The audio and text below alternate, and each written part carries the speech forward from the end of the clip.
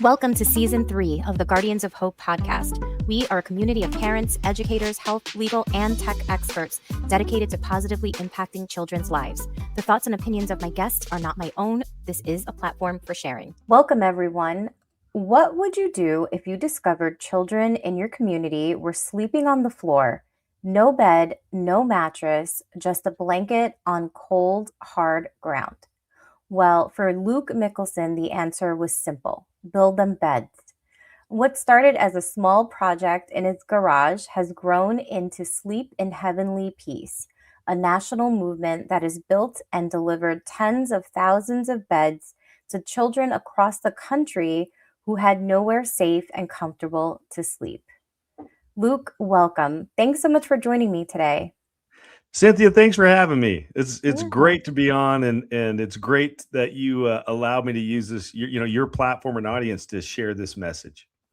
Yes, thank you. So why don't you tell us a little bit more about your background and how you created your organization?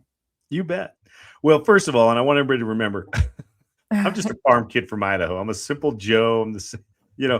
And I think it's important that people understand that. I've had some people say I shouldn't do that, but for me, it's like, listen, I'm a common guy. I'm a common Joe. You hear people talk on the TV or radio, and I think you quickly or have this hesitancy to elevate them, right? And the problem with that is when you elevate someone past what you think you stand is then you think their efforts are beyond what your efforts are, right? Or what you could do. And nothing could be further from the truth. I grew up in a small town in Idaho called Kimberly, which is only about 4,000 people, back then. And had a small school. And I tell people the beauty about living in a small town is everybody and they know you. And the downside of living in a small town is everybody and they know you.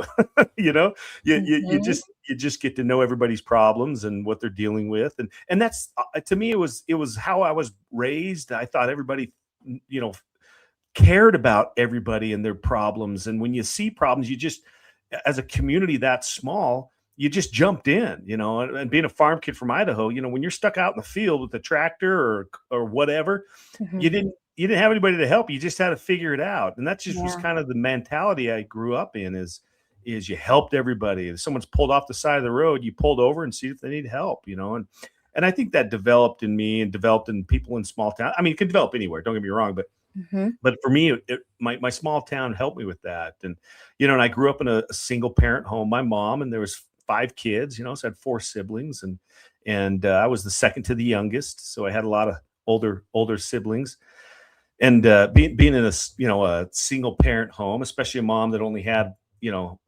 she had one main job, but she worked 3 jobs altogether. We didn't have much, and we did rely on the community, right? There's one time there was a $1,500 envelope sitting in our mailbox for Christmas because the community knew we just didn't have much, and that developed a real earnest, if that's a word, a real desire for me to always want to give back, because when people could, they did for me. So when I can, I want to do for them. It was just kind of the mentality I grew up in, right? And I'm really grateful for that.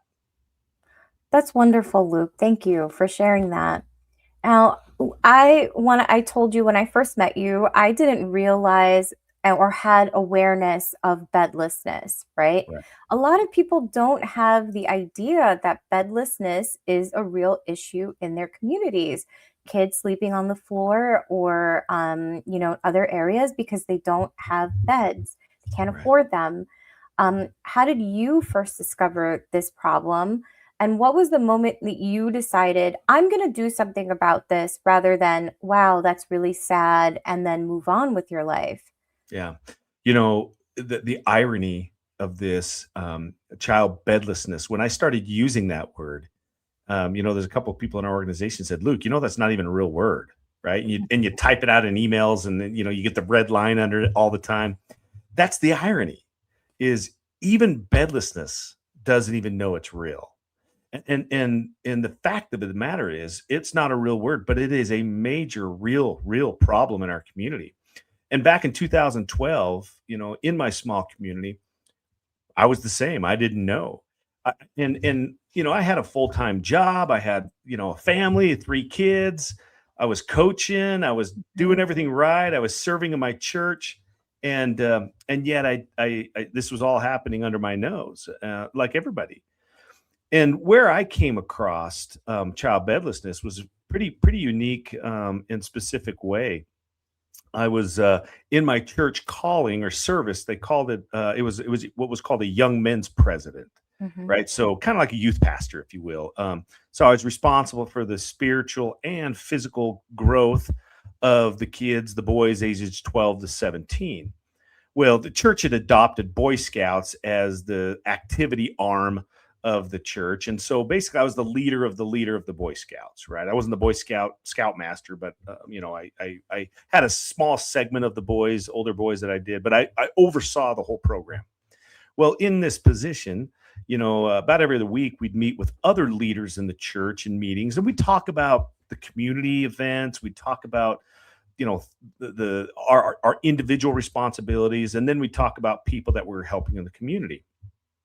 Well, one family came up that was kind of caught my ear first because they lived in a part of town that this little 6, 9, 10-year-old kid that rode his bike all over this town, you Mhm. know, didn't even know that this apartment complex existed. That's how kind of remote it was. Mhm. So at first I was like, wait a minute, where is this place? How do I not know about this? Right. Well, then one of the leaders that had went into the home and and kind of was evaluating the things that they need. She started listing off the things that she saw and how we as a church congregation could help them. And she'd talk about the mom was the local school bus driver. She might need some help going driving to school. The dad suffered from mental health issues, so they didn't have a lot of money. They might need food and clothing, and the kids didn't have any beds, and they needed this, that, and the other. And I was like, wait a minute, what did you just say? I was like, Mhm. did you just say the kids don't have any beds? She says, yes. And I'm like, well, they've got like mattresses, right? And she looked at me, she says, no, they Mhm. they have blankets and they're sleeping on the hard floor. And I don't know, Cynthia, that just was like, it was unacceptable. Let's just say Yeah. that, right?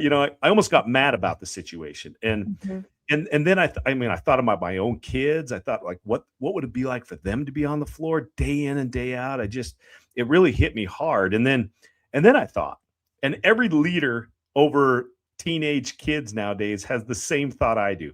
What in the heck can I do for an activity that doesn't involve a screen, a controller, a video game? These are hard things for us to do to keep these kids excited and engaged when Yeah. it doesn't involve these. You know what I'm saying? Mhm. Even as a parent, that's a problem.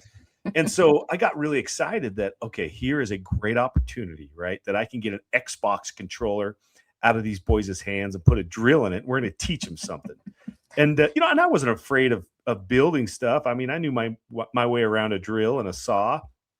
And although I'd never built furniture before, I Mhm. wasn't afraid. I wasn't afraid to figure it out. And Yeah. so that night I got pretty excited. I went home after that meeting and grabbed a tape measure and some paper and pencils and went down to my daughter's room. She had a bunk bed down there, and I started measuring and marking and scheming and figuring out how I was going to build this bunk bed.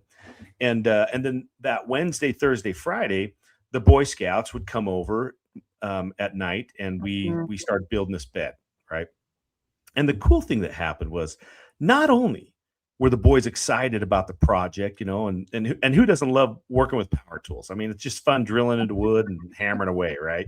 Mhm. But I also could tell that they were excited about the cause. They Yeah. recognized that this is a child in their community, might even be, a fellow classmate, right? That is sleeping on the floor, that doesn't have a bed like they do. And it was a great learning opportunity that I could share with these boys. And so I was excited to see that they were excited. Well, the time came Saturday to deliver this bed. Well, it kind of got out in the community what was going on and what we were doing. It certainly got out in the congregation. Well, all of a sudden, delivery night came, and there was a ton of people there, right? 20, 30 people showed up to deliver this one bunk bed to the small two-bedroom apartment. I was like, guys, we can't send an army over here. Come on. And so I volunteered to stay back. I had to clean my garage anyways, and a Mhm. couple others. And so they went, the boys went, and with some leaders and their parents and stuff. Well, the next day at church is when I heard how amazing the experience was, right? They talked about how the kids were so grateful, and it was shocking to them. And it got the boys to think about what would it be like if they were sleeping on the floor. So they shared that with me. I mean, it was just perfect, right? Just exactly what I was hoping was going to happen. But I also felt super jealous. I didn't get to go on this delivery. I wanted to experience that. Mhm. And so fast forward, about a week later, I'm sitting on the couch, and what I hadn't shared with you, and what no one else knew, was in my life internally, right? I was about 35-ish years old. And I was going through what I don't know if people call what I was going through a midlife crisis. I don't think it was a crisis. To me, it is so much as it was it was a faith crisis. I was questioning what I believed in. I was questioning, am I on the right path? Am I doing what I'm supposed to be doing? What is it as a human being? What is it that we should be doing right now that's right? Right? I wanted to be known for being that guy that wants to help, not the guy that made all the money or valued my existence and success based on dollars. Because I thought that to me, that had changed in me. That no longer mattered to me. I didn't care. Right? I live in a shack if it meant what I'm doing is what I'm supposed to be doing. And so when I was going through all this, and I had just experienced this amazing event of delivering this or building in this and providing a bed for this family, it filled that emptiness in me really, really strongly. But now that it was over, I can feel life just kind of creep itself back in, right? You just kind of fall back down into this rut that you don't want to be in. So I'm sitting on the couch and kind of going through this mentally and trying to pep talk myself and, try to get out of these bad feelings or this hurt that I had. And me and my kids were watching our nightly program, Big Bang Theory, back in the day. And a commercial came on or something. And then they talked about this new Xbox or new game. I can't remember what it was. But I remember being the fact that it was just before Christmas, it was just the start of December. I knew my kids were going to ask for this dang Xbox. I just knew it, right? And I wasn't going to give it to them. They knew that, right? And not any fault to them, but it just hit me funny. It just hit me really strongly that I'm going through this internal turmoil. I'm trying to figure out life. I'm trying to figure out what's important, right? I just delivered a bed to a child that didn't have one. That was awesome. That's what life should be like, right? And now my kids who have a bed, who should appreciate that, wants another Xbox. I mean, you can see as a parent, you I've just been there. You've been there, right? We've all been there. And dude, Cynthia, the next thing I knew, I was standing up and I started walking to the garage door, didn't say a word to anybody. And finally my kids turned around and said, Dad, where are you going? The program's on. And I turned around and I said, you know what?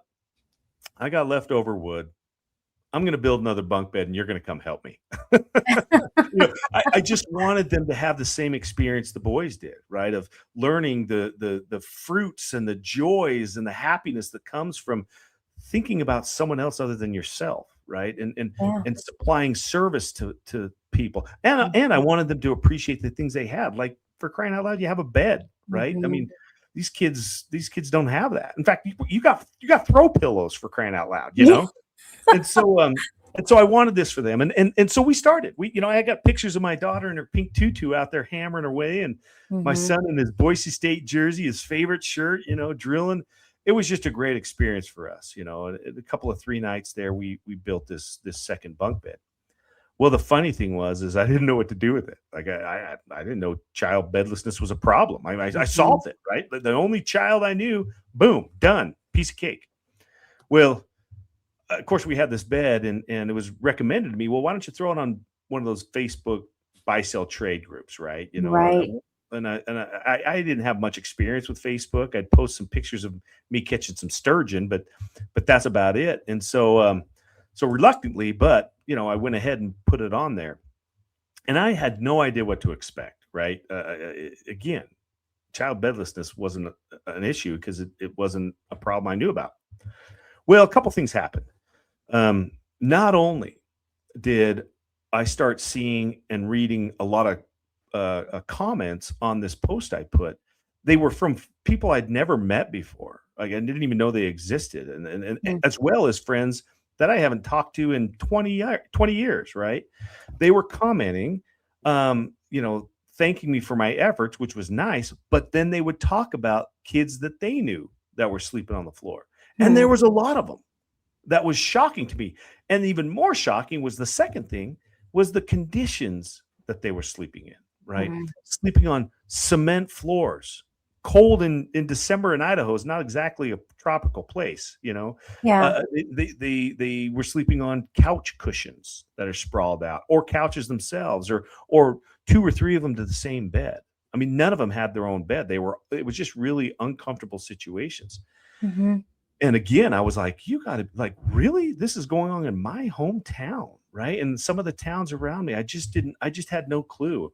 But I wanted this bed to go to someone very special, right? It was a special bed that me and my kids made. Yeah. And so I got a phone call from a friend of mine that I served a mission with, who said, Luke, have you found a family for that bed yet? I said, actually, I haven't. And she says, I got the perfect one. And my friend had been working with, her name was Tanil. She had been working with and works with the social services, but working with families, Mhm. helping them get stuff like transitioning from homelessness to homeless, having a home and yada, yada. Well, she told me about Haley. And this is my Haley story. So Haley was a 6-year-old girl that had never slept on a bed before. The only bed she knew was the backseat of her mom's car, and maybe occasionally, you know, couch dived on a friend's house once in a while. But that's the only bed she knew. And now she finally had a house, and so my friend told me about it, and I thought, this is perfect, right? This is what I want. And so we loaded up the bed, me and my buddy Jordan, and we headed out to this delivery. Well, I showed up, and you can imagine what walking into a house that was, didn't have anybody living in it, and didn't have anything, period. But walking into that house with through the eyes of a 6-year-old, that's the first time I had ever done that. Mm. And that was a different experience, right? Because you start recognizing, oh, there's no couch here, so they can't watch cartoons. There's Yeah. no TV for sure, right? There's no Mhm. table for them to eat Lucky Charms on. It's just, you start seeing the Exactly. life of a child and what it would be like, and it was Mhm. it was hard. I'll just say that. But little Haley, you couldn't have seen the difference. You couldn't tell the difference. She was just so happy to have a house, right? For crying Yeah. out loud. And then I'm like, hey, show me your bedroom. So she didn't know why we were there, but she was happy to show us this new room, this bedroom. It's not the backseat of a car. Mhm. And you walk in here, and yeah, of course it looked exactly what you thought. The holes in the carpet and tears in the wallpaper. The closet door was missing. It's just a kind of a rundown room. But of all of those things, the most shocking thing was when you looked in the corner of the room, there was a pile of clothes, and that's where Haley slept. Mm. She would come home from school, put her PJs on, sleep on her school clothes, like literally pants as a blanket and a shirt as a pillow type thing, right? And Mhm. then put them on and go to school the next day. And I don't know, Mm. that really shocked me. It really stirred something inside of me. And then I got excited because we had a bed for her, and we started bringing in this pieces of bed and putting it together. And I was kind of watching Haley and seeing how she reacted. And all of a sudden, boom, she realized this was a bed that we're bringing for her, her first bed. She erupted, Cynthia. I mean, I'd never seen a little girl just get so excited over something so simple as a bed. Like, we all Mhm. have that. Everybody's got a bed, right? Or at least I thought so. I Yeah. mean, she came over and hugged these two strange dudes in her bedroom, and then she did something I'd never seen before.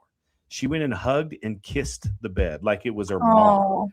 Oh my Oh, I God. mean, talk about kill you, right? You're just it was emotional overload. And if that Yeah. wasn't enough to just bury you, right?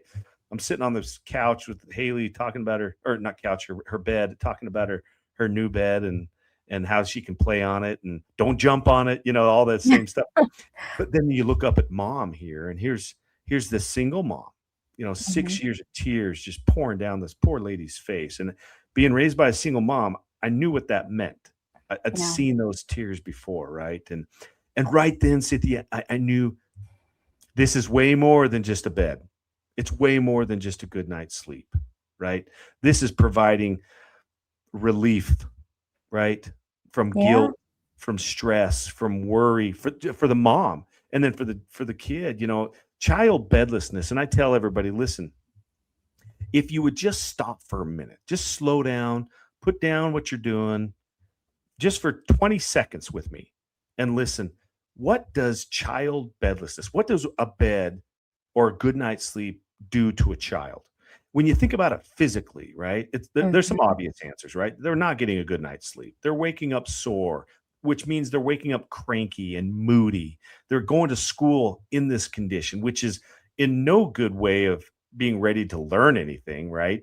You're in a bad mood, so there's a good chance you're not making very good friends, or if any friends at all. Yeah.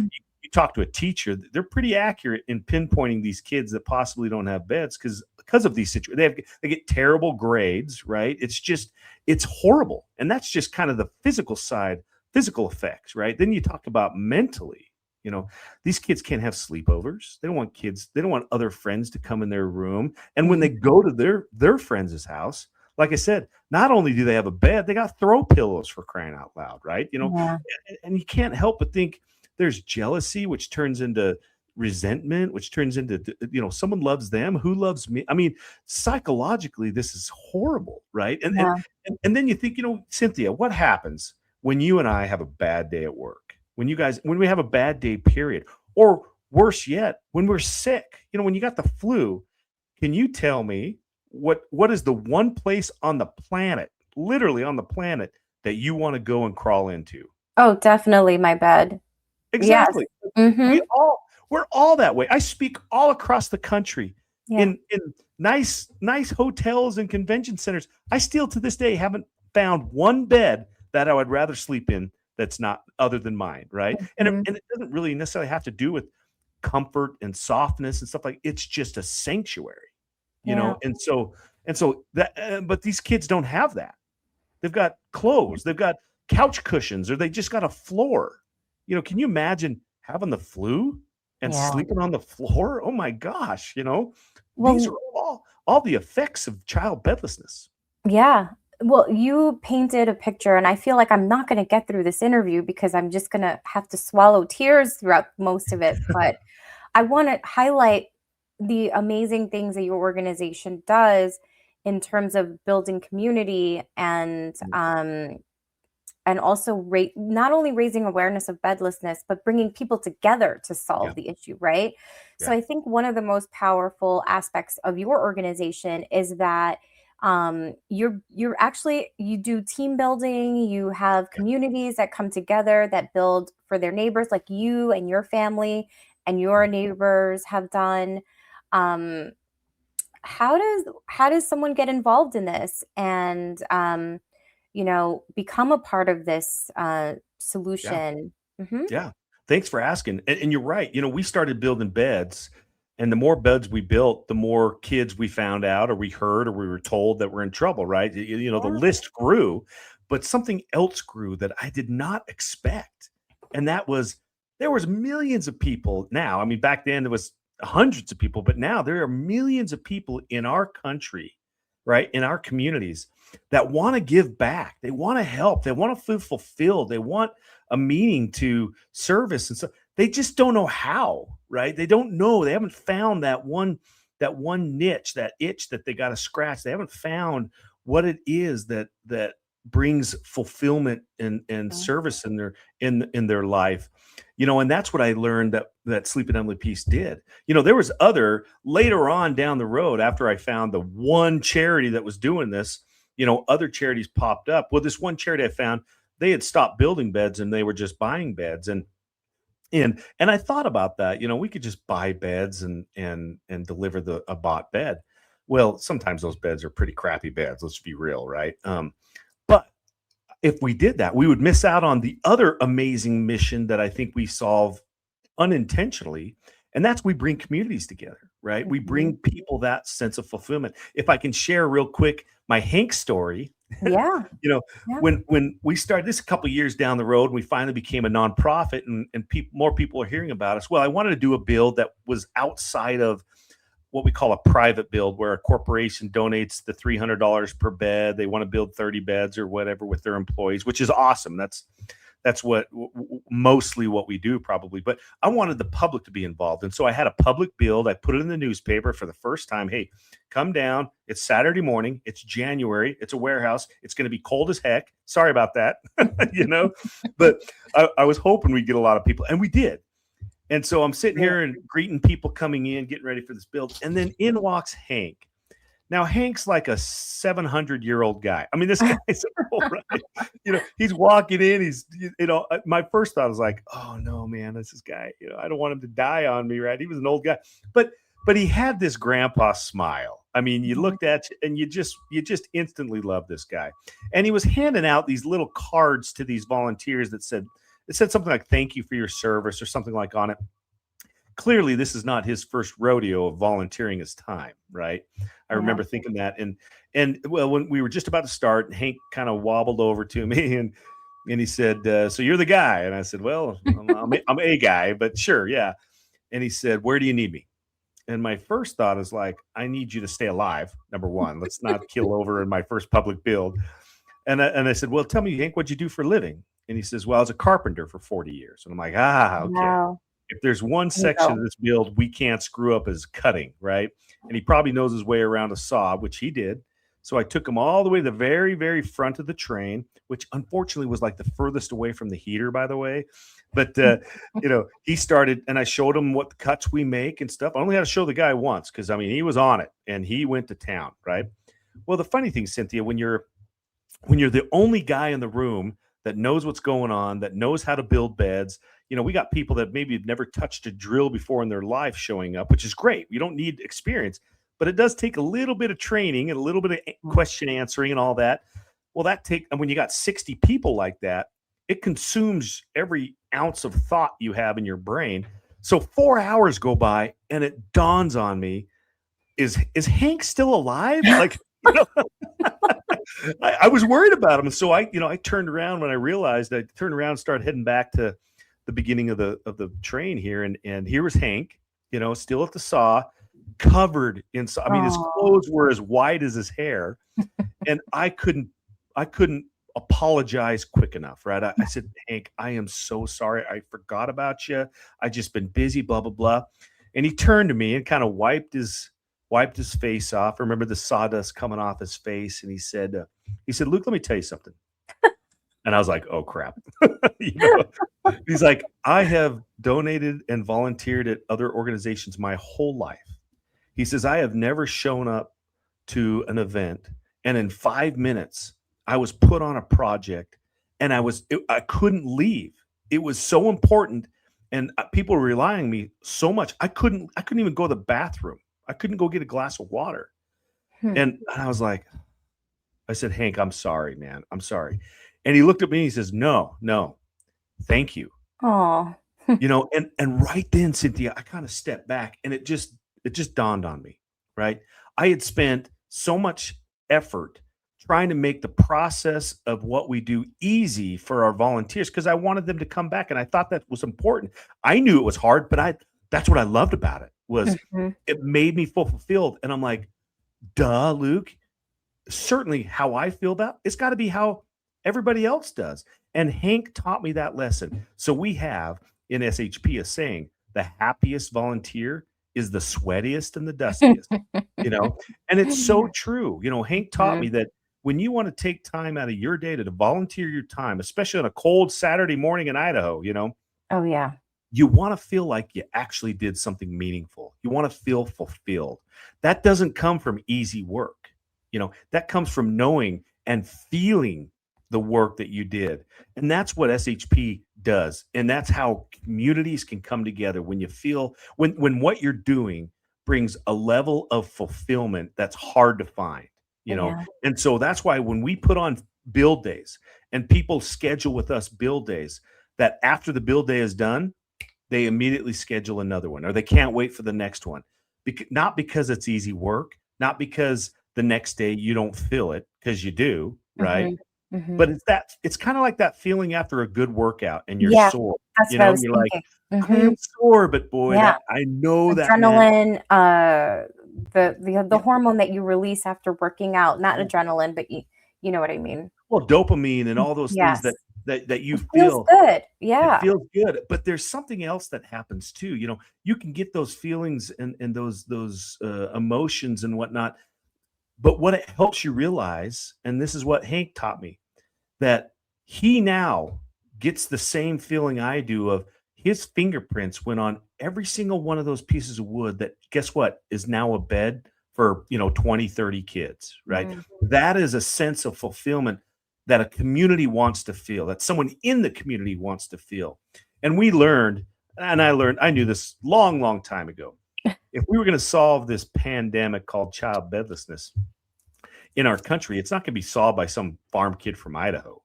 It's going to be solved by the community. And if we're really going to take this serious, and our mission statement is no kid sleeps on the floor in our town, we take that very serious because we want our town to be everybody's town, right? Mhm. And so the only way that's going to happen is we have to develop some sort of platform for people to be able to do what we're doing, but do it in their own hometown. And it's got to be easy, and it's got to be transparent, and it's got to be simple and pure. And that is the what is the equation, right? That's the formula of bringing communities together and solving problems on a big national scale. And that's why Sleep in Emily Peace now has grown to 440 plus chapters in almost every state in 4 countries, and we have built more than 370,000 beds for kids. Amazing. Now, you helped us paint the picture. We built awareness. Can you give us some information on where my audience can Absolutely. find you, like your website, social tags, and we'll be sure You to bet. link everything. Yeah. Thank you. Yes. If this is something that really pulls at your heartstrings, right? And something you feel like, hey, you want to learn about, go to shpbeds.org. That's our website. And the beauty about our website is we used to have it this way, but it's not this way anymore. You don't go to some big national organization's website, right? We did away with that because we knew this was a local thing. What's going to come up is the website of the local chapter. So you're going to see how many kids are in need. You're going to see a number there, 50, 60, 4,000, Oh, whatever. wow. That's Mhm. what you're going to see. You're going to see how many beds that chapter's built. Some chapters are big, some chapters are small, but every chapter needs more help. So you're going to find ways that you can help, whether it's donating money. 90+% of your dollar goes to whatever chapter you select and stays there for building beds. No one gets paid at the chapter level. So 90% of your dollar is going directly to building beds. You can Mhm. volunteer at the local chapter. They're always looking for volunteers. No experience is necessary. You can come down and learn how to use a drill, and then you're teaching kids how to Mhm. build beds for other kids. How cool is that, right? Yeah. And then another thing is if there's no chapter close by, right? You can actually start a chapter. And with the process of starting a chapter, we train once a quarter.